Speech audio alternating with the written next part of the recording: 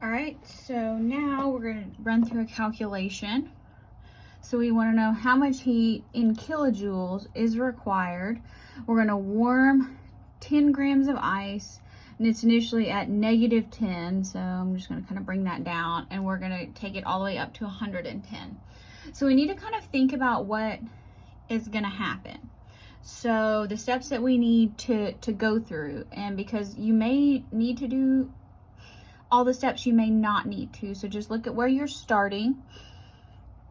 Okay, so first thing we're going to need to do is we're going to need to heat ice, because in order to melt it, we have to be at what temperature?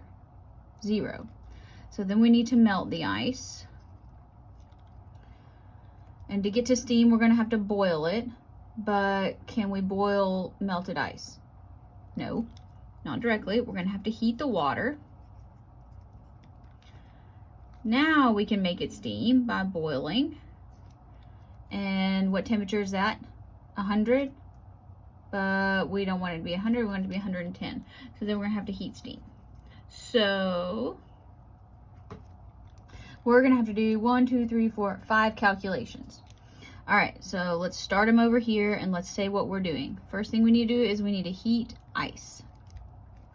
So we're using Q equals MC delta T. So here we're going to have mass 10 grams of ice. Specific heat of ice is there, 2.09 joules per gram degree Celsius. And how much do we need to heat it?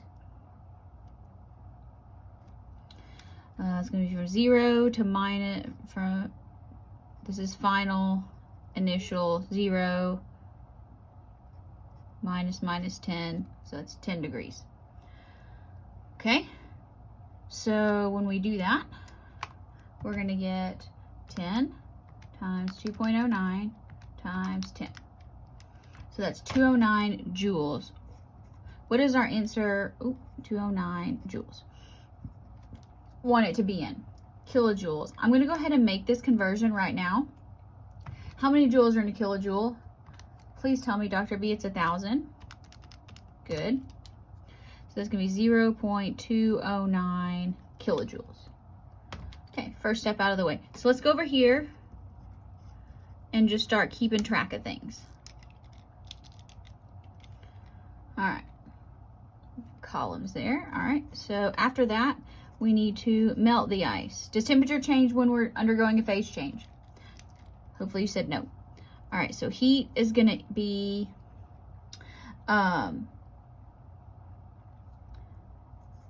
moles times delta H.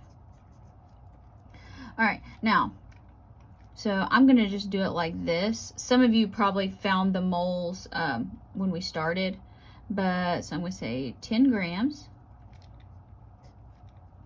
And water, 18.02 grams per mole. So you need to know how many moles this is. If you want to do it as one calculation at the top and then just plug and chug, that's fine. All right, and delta H there is going to be 6.02 kilojoules per mole. So there, all that cancels out. Okay, so 10, ooh, can't see that, there we go. 10 times 6.02 divided by 18.02. So I got 3.34 kilojoules. Okay, bring that over here. After we have melted the ice, we now have water. What do we need to do to water? We need to heat it. MC delta T again. Mass doesn't change. Specific heat of water, make sure you plug and chug correctly. 4.18 joules per gram degree Celsius. And what's our temperature change? Is 100. Because we need to get to where we can boil it, which is at 100, and we're starting at 0. Okay, so now 10 times 4.18 times 100. Okay, 4180 joules but we want to be in kilojoules. So let's go ahead and make that conversion. 4.18 kilojoules. Okay. Now, oh, sorry, this is heat water. Now we need to boil water. And if you've already got an answer for this conversion, great, just plug it in here. I'm just gonna do it this way. Now make sure you plug the right one in.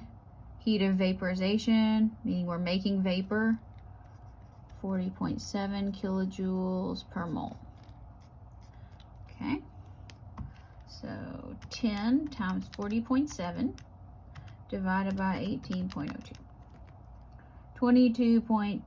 How about that? 22.59 kilojoules. Okay. And now the last thing we need to do, now we're at 100 and we have water vapor, is we need to heat steam. So that's going to be MC delta T again. 10 grams. Specific heat of steam is 2.01 joules per gram degree Celsius. And how much do we need to heat it? Only 10 degrees. So that's going to be 110 minus 100. That's where that comes from. So a total of 10. So here we go. We have 10 times 2.01 times 10, 201 joules, but we want to be in kilojoules, so let's go ahead and do that. 0.201 kilojoules. 0.201 kilojoules. Now, how much heat is required? We have to add all this up. This is part of it, but we have to get the total amount. So 0.209 plus 3.34 plus 4.18 plus 22.59 plus 0.201. Okay, 30.52. And if yours is just slightly off, you have 30.53, 30.51 for rounding, that's okay.